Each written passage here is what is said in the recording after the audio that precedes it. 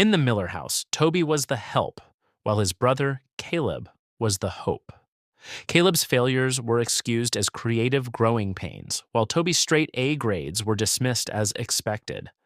The collapse happened when Caleb stole $5,000 from their father's business to cover a gambling debt.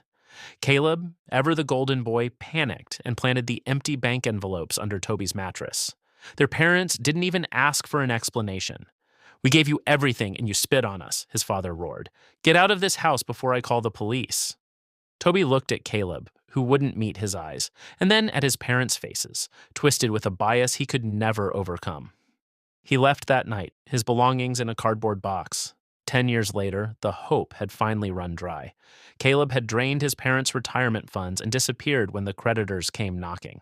Forced into a derelict apartment and facing medical bankruptcy, the Millers saw a familiar face on a billboard for a massive architectural firm. Toby Miller, founder. They visited his office looking frail and smelling of regret.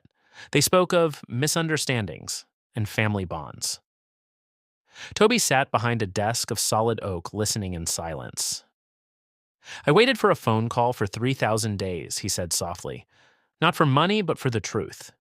You only found the truth once Caleb stopped being a good investment." "We're so sorry, Toby," his mother sobbed. "We want our son back." Toby signed 2 checks and pushed them across the desk. "These will pay your debts and buy you a modest home. I'm doing this because I'm the man you didn't raise. But you don't have a son. You traded him for a lie, and the transaction is final."